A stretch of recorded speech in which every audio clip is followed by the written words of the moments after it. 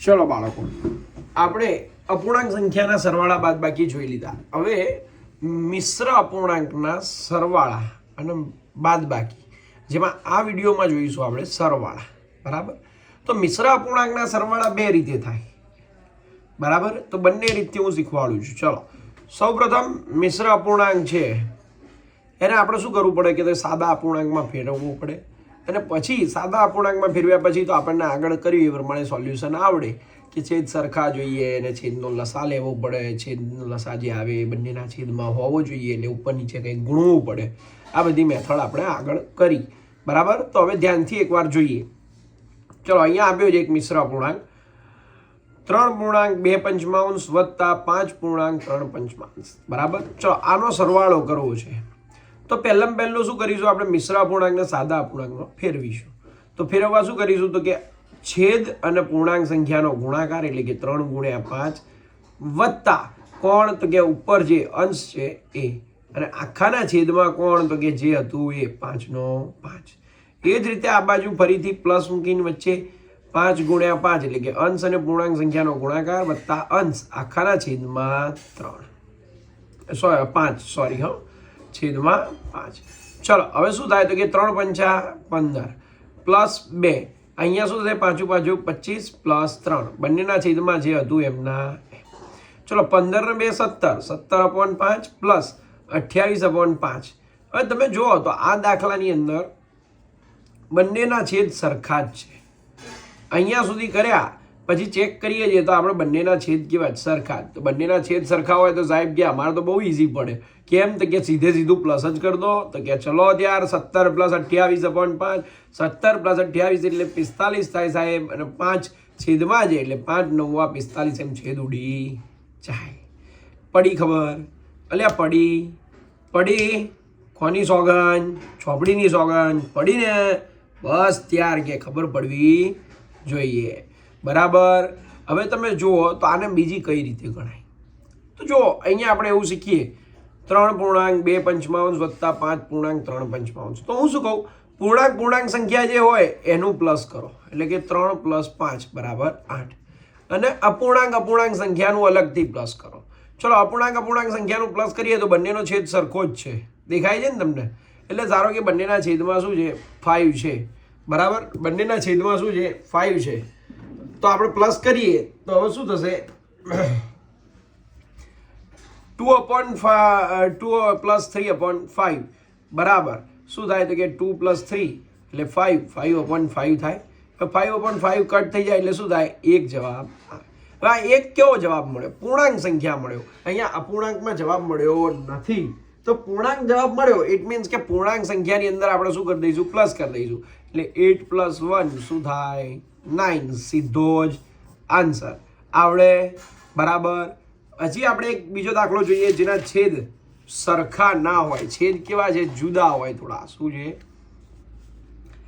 7.2 અને 5.3. ચાલો, તો પહેલા આને શું કરીશું? એઝ ઇટ ઇઝ જે કીધું હતું એ પ્રમાણે પહેલા સાદા અપૂર્ણાંકમાં ફેરવીશું. તો ચલો, 3 × 7 વત્તા 2 આખાના છેદમાં 3. આ ખબર હોવી જોઈએ કે છેદ ગુણ્યા પૂર્ણાંક સંખ્યા વત્તા અંશ અપોન છેદ. બરાબર? તો ચલો, એવી જ રીતે અહીંયા 5 × 5 વત્તા 3/5. ચલો, 7 × 21 વત્તા 2, 5 × 5 = 25 વત્તા 3. આખાના છેદમાં આના નીચે 3 છે એટલે 3, અને આના છેદમાં 5 છે એટલે 5. 21 ને 2 23, અને 25 ને 3 28 5/3. હવે તમે અહીંયા જુઓ તો પેલા દાખલામાં શું હતું? બંનેના છેદ સરખા હતા, ડાયરેક્ટ પ્લસ કરી દીધું. અહીંયા છેદ સરખા નથી તો ડાયરેક્ટ પ્લસ થશે ના? ડાયરેક્ટ પ્લસ થશે નહીં. તો શું કરીશું? તો ડાયરેક્ટ પ્લસ કરવા માટે શું કરવું પડશે? તો કે ડાયરેક્ટ પ્લસ કરવા માટે આપણે છેદનો લસા લેવો પડશે. છેદનો લસા લઈએ તો છેદનો લસા કંઈક આવ્યો 3 × 5 એટલે કે 15. ચલો, આના છેદમાં 3 છે તો કેટલા વડે ગુણીશું? 5 વડે ઉપર નીચે ગુણીશું. આના છેદમાં 5 છે તો કેટલા વડે ગુણીશું? 3 વડે ગુણીશું. ચલો, ગુણ્યું તો કંઈક 23 × 5 115, અને 28 × 3 84 આવ્યું. ચલો, હવે બંનેનો છેદ સરખો છે તો ડાયરેક્ટ પ્લસ લખી શકાય. 115 + 84 / 15. ચલો તો શું થશે 199/15. તો 199/15 ને મિશ્રમાં ફેરવતા શીખવાડેલું છે તો કે આવી રીતે કંઈક ભાગાકાર કરીને ચલો તો ઉપર જે ભાગફળ છે એના ક્યાં લખીશું આગળ, બરાબર.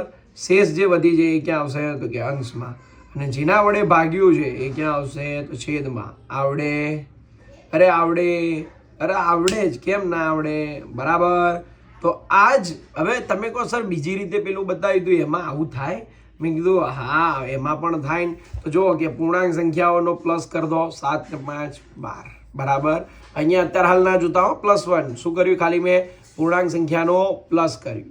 હવે કોનું પ્લસ કરીશું તો કે અપૂર્ણાંક સંખ્યાનું. તો અપૂર્ણાંક સંખ્યાનું પ્લસ કરવા માટે શું જોઈએ તો છેદ સરખા જોઈએ. તો છેદ સરખા કરવા મેં લસા લીધો, ડાયરેક્ટ એક પદ બતાવી દીધું છે. લસા લઈને શું કર્યું છે તો 3 વાળાને 5 વડે ગુણવું પડે, કારણ કે છેદમાં શું લાવવાનું 15 અને 5 વાળાને કેટલા વડે ગુણવું પડે 3. તો ઉપર નીચે બંને 3 અને ઉપર નીચે ચલો તો 2 × 5 = 10/15 અને 3 × 9/15.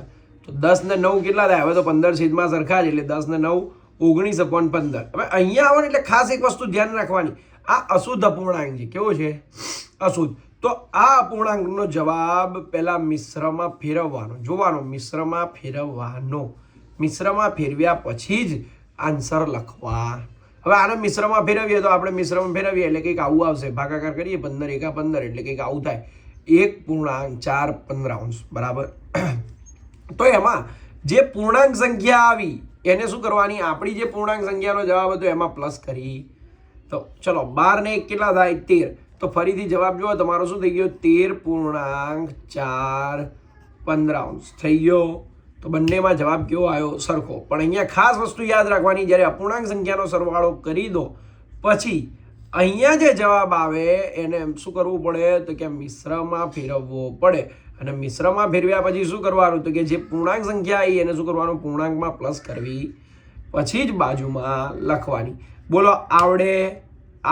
તો નેક્સ્ટ વિડીયોમાં આપણે જોઈશું બાદબાકીઓ, બરાબર. ચલો, બેસ્ટ ઓફ લક.